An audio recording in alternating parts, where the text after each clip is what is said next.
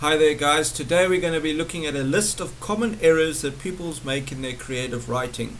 And what happens is that all the little mistakes that you make kind of add up, and that becomes your language or your style mark. And sometimes that really subtracts from the fact that you wrote a really good piece, and you end up not getting the mark that you should be getting. So let's see if we can address some of these common errors and help you to improve your creative writing marks in future. Okay, the first common error: incorrect word use. And I've created a table of a list of words that are often confused. First one being he's versus his.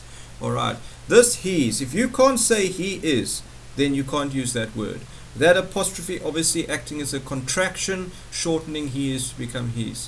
Whereas his is possession, like it belongs to him, it is his car. Next one, were versus where. This were being the past tense of are, so they are going becomes they were going. And this is where, in other words, where can I find this thing? It's a place or position. There versus there. There, EIR, in other words, ownership. Okay, it's theirs, it belongs to them. And there, in other words, over there. There is the place. To versus to. This to is a preposition, introduces a phrase. So we are going to the park. The park being your noun phrase, so to introducing that noun phrase. This to over here is like too much, to a higher degree. Okay. Affect versus effect, a classic, this one. Okay, if something affects you, it's the verb in the sentence, then it's spelled with an A. But if we're talking about it will have a negative effect, negative being the adjective describing the effect. So effect is a noun. So when we use it as a noun in a sentence, we spell it with an E. Alright. Next common error is number of versus amount of. We get nouns that are countable and uncountable.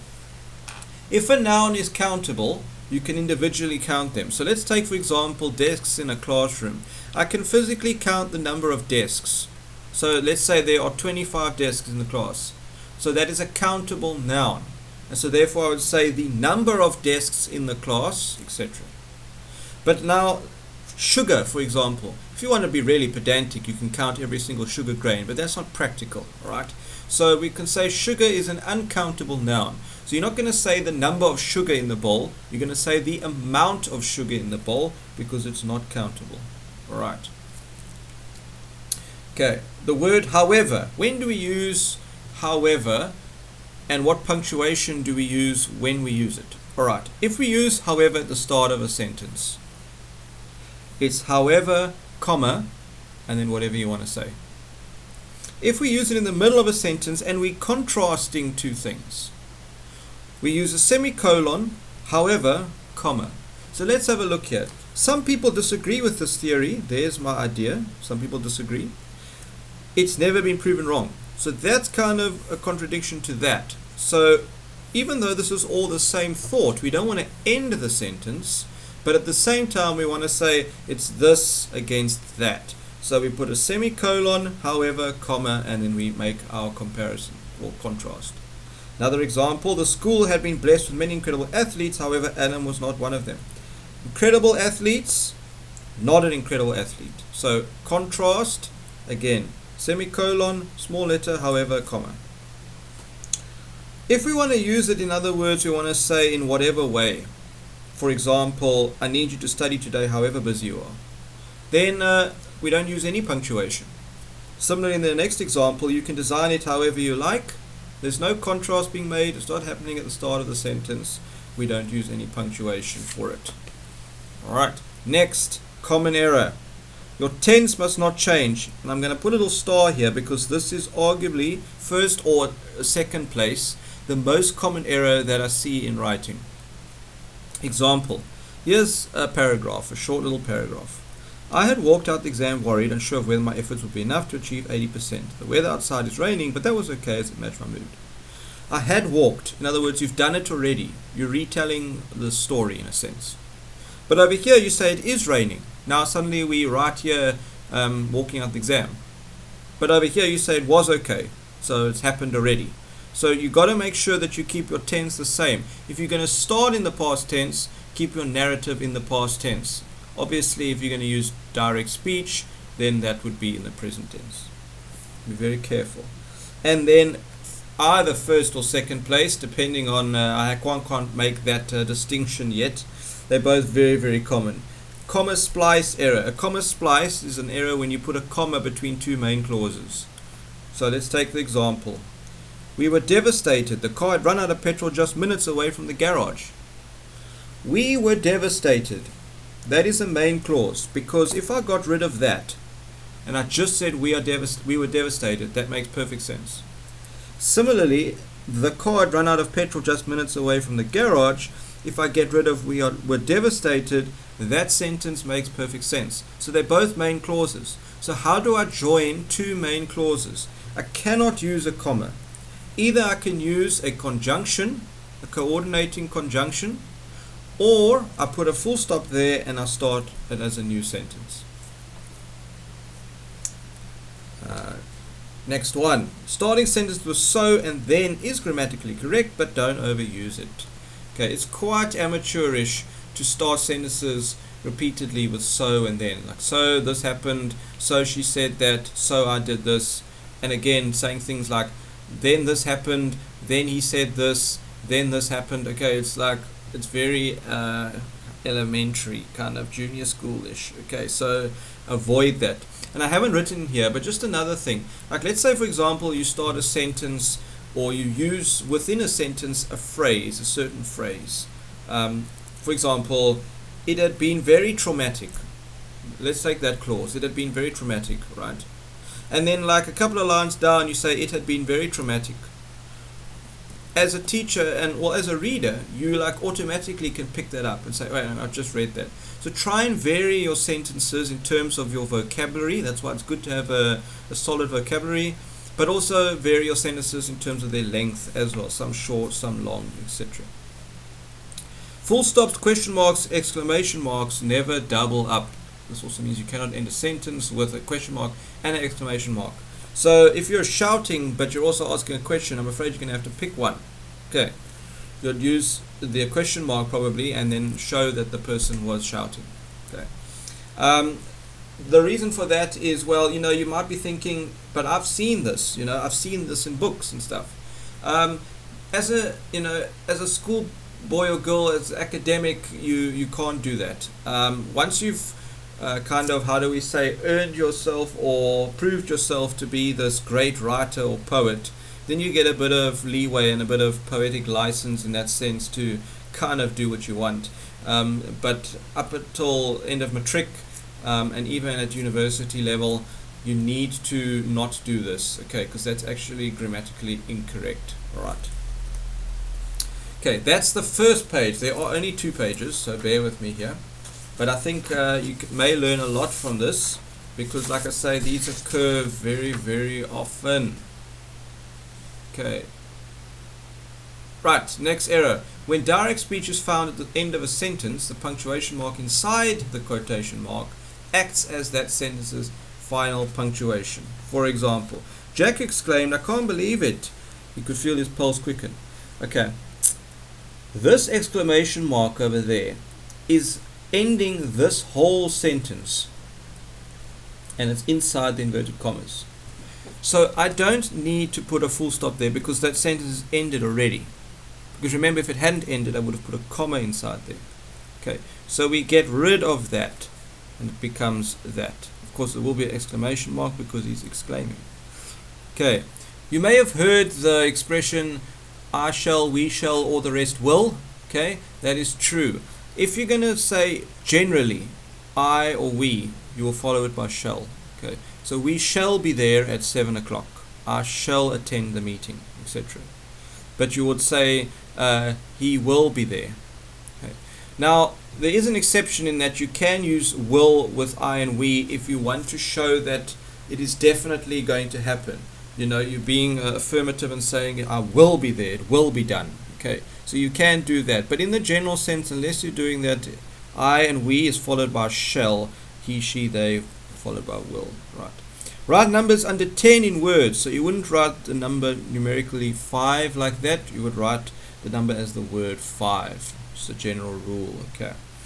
Only use capital letters at the start of sentences and proper nouns. Sounds pretty self-explanatory, but It's probably because you're rushing, but sometimes you also just don't check your work as well. Is that sometimes it's just a random capital letter in the middle of nowhere, just some random word capitalized for no apparent reason. Okay, so just remember, capital letters, start of the sentence, and for proper nouns.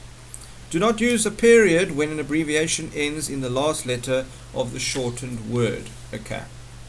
A lot of guys just write Mr. or Doctor, but they don't know if they're supposed to put a dot there or not. They kind of just guess or hope for the best. Alright. Mr. ends in the letter R, and the abbreviation ends in the letter R. Therefore, there's no dot. Doctor ends in the letter R, and so does its abbreviation, so there's no dot. But when an abbreviation does not end in the last letter of the original word, use a full stop. So, page, for example. Page ends in the letter E, but its abbreviation doesn't. That's a G, so we've got to put a dot there. Similarly with Thursday, Y, but no Y there, so we put the dot. In the olden days, we used to put U.S.A, etc., but we don't do that anymore. We omit the full stops. Right. Next one, use until in academic writing rather than the more informal till. You can have more than 3 paragraphs, fact is encouraged. Of course, it depends on what the required length of your writing is, but when it comes to creative writing essays, without a doubt, you have to have more than 3 paragraphs. You know, a lot of people have the idea that they have this little paragraph here that's an introduction, then they have this massive long paragraph which is a body, and then they have this little paragraph which is the conclusion. Okay, that is wrong. This body here must be split up into a number of paragraphs. Okay, you can't have just one massive paragraph. Usually they say a paragraph should be by around 6 to 8 lines in length. But that's not a hard and fast rule. Okay, next error. Be careful that you're not too conversational in your essay. Remember, these are academic essays, you know, so no matter what the content really is, it's still a school essay and therefore must be written formally. Always rule a line through your planning. It's so frustrating when a teacher will like mark the writing and then you'll only discover that that was actually the rough. So please make sure that you've got your rough, you draw a line through it, even if it's just a mind map or bullet points. So make it very clear that the final is in fact the final and the teacher marks the correct one. Spelling. Now, spelling is something that is ongoing, and I'll admit, I think it just becomes easier for some than it does for others. I know reading a lot helps because you see these words, you see how they are spelt, and of course you can practice spelling as well. You know, there's no harm in practicing in anything in life. If you don't practice, you can't actually get better at it. Okay, but there are a number of words, a whole long list that I would say are reasonably common, but obviously I can't go through all of them now. But what I am going to do is go through a few words. First of all, separate or separate. I've always taught that para in separate is correct, is like a parachute, and if you separate yourself from the parachute, you die. Okay. Then in case. In is a preposition, so I can't put in case as one word. There's no such word. Similarly, I can't say in love either. Okay, that's also not correct. It's 2 words. I am in love. Here's my noun, here's my preposition. Alright. A lot, same thing. You can't say a house, a computer as one word. It's 2 words because a is an indefinite article. So it's got to be on its own there. So I've got to have a space. Alright. Simile. Guys spell it with IE on the end, which is wrong. There's just an E. Just one E on the end. Privilege. Another classic. Okay. There's no D in the word privilege. A lot of guys think that there is, but there isn't. P-R-I-V-I and then L-E-G-E. Privilege. Privilege. Right. And last one, receive. There are exceptions, but most of the time, if you've got the letter C, an E will come after the C. It'll be E-I, not I-E. Okay, so if we take the word retrieve, that's IE because that's not a C, that's an R. But because there's a C there, it's EI.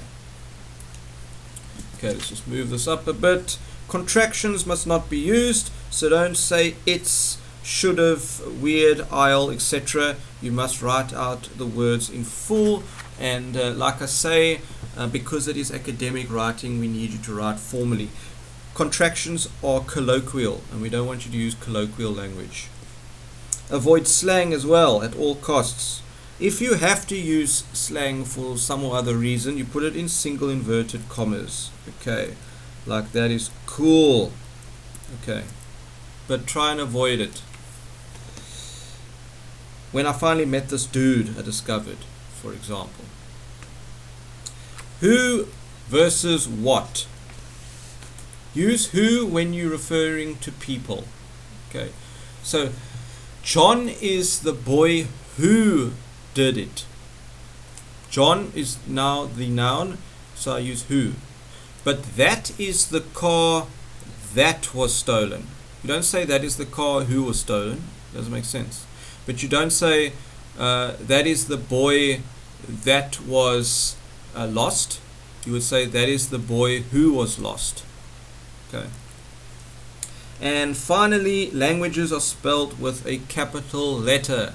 Alright, so don't write English for your English teacher with a small e like that. Okay, it must be capital letter, English, German, etc.